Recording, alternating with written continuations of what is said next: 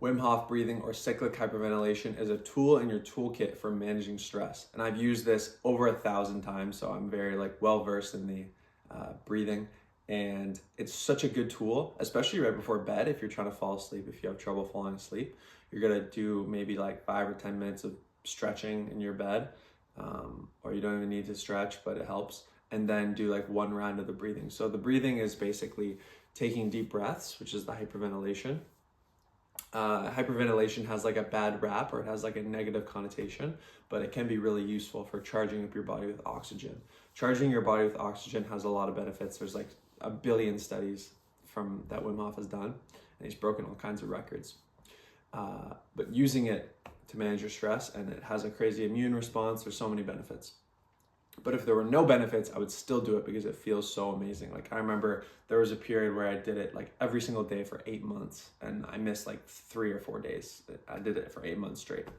So when you're doing the breathing, and I'll just give you a brief description if you don't want to do a guided version. If you want to do a guided version, I'll link it in the description. There's a 10-minute version that Wim Hof does, and then there's a 20-minute one that I've done literally all of them, and I'll link the best one for the advanced version.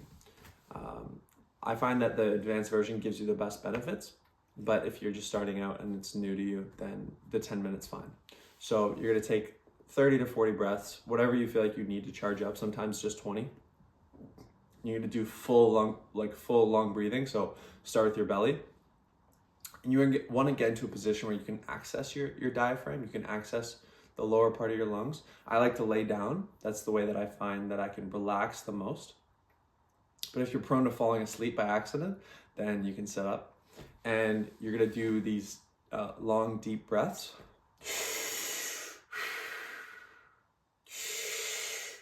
And I'm not really straining to breathe, but I'm also using my intention to really breathe deeply. It's really important. The intention with which you use the practice is probably the most important thing. You can do it mechanically, but doing it passionately and with the intention to relieve stress is the most effective way to do it. And I've had a vast experience with this. And so once you do the 30 or 40 breaths on the last breath, you're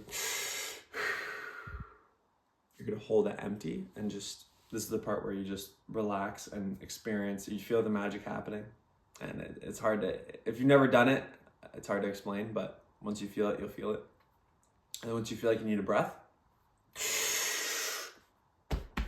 and you hold that full for 10, 15 seconds, you get that feeling of euphoria. That's the first round. And the second round, you go back into it. You can do it fast like that, or you can do them slow. And it's all depending on your energy level. If you're doing it before bed, I recommend slower, and then counting down from 30.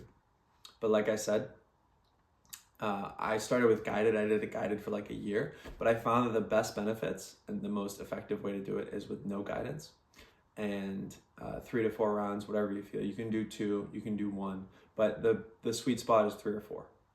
And I hope you use this tool to manage your stress, and I hope it gives you the blessings that it has given me.